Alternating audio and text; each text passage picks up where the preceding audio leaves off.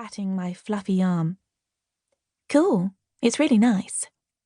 The girl lowers her voice, conspiratorially. I couldn't afford the flowers either if it helps. There's a stall a couple of minutes away on Knoll Street. He always has decent flowers. She waves her hand briefly in the air, but then another customer appears and she turns to them, greeting them with a cheerful smile. Thanks, I say in her general direction, but she's not listening. So I take my phone out. My sense of direction is absolutely hopeless, and I still can't work out how people find their way around London. I've worked out bits of it, but I can't seem to join them up. It takes me 3 tries, but I make it to Knoll Street in the end.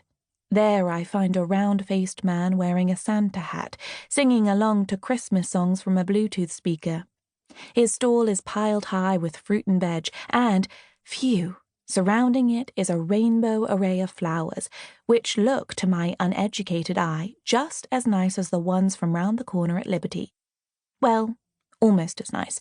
A bit gaudy, maybe, but I can't afford to be fussy on my new London wages. 5 minutes later, I'm back on Oxford Street, looking at the Christmas lights with a bunch of considerably cheaper red roses, their cellophane wrapping crinkling in my arms. The lights, strung from one side of the street to the other, sparkle against the sky, which 10 minutes ago had been the usual English winter grey, but now has shifted to an ominous bruised purple. I'm trying to figure out if it's easier to jump on a bus or get the tube to Notting Hill to meet Becky and my new housemates. I'm standing on a street corner peering at Google Maps again when the first hailstones hit me on the head, and ow, they really sting. In seconds, the packed streets empty as everyone ducks into the nearest shop or doorway to shelter, clutching their shopping bags tightly.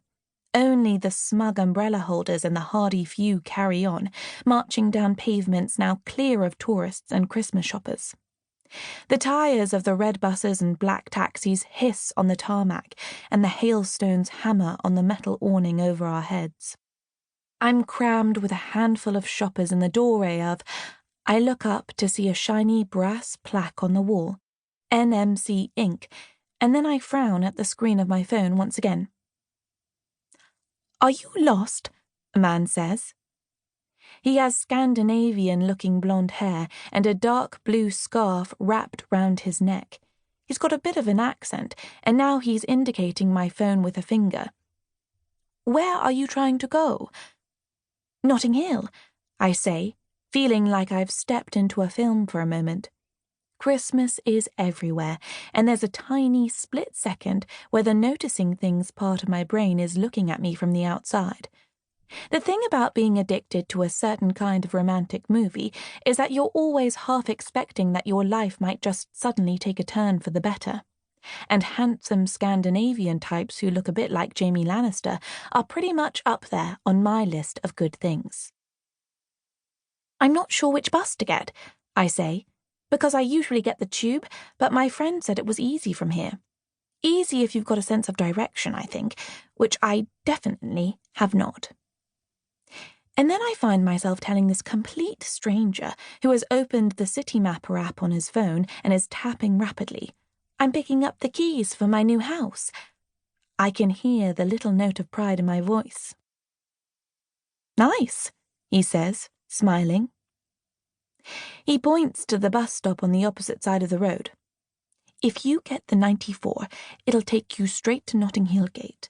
It'll take a bit longer than the tube, but on the other hand, it's a lovely view if you're new to the area.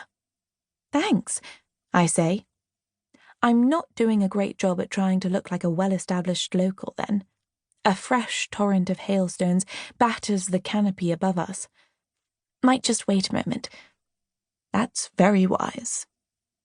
Obviously, if this was one of those movies with woolly hats and kissing in the snow and hard-bitten businesswomen remembering the true meaning of Christmas, at this point we'd start a conversation, and he'd follow me onto the bus, and, well, you know the score.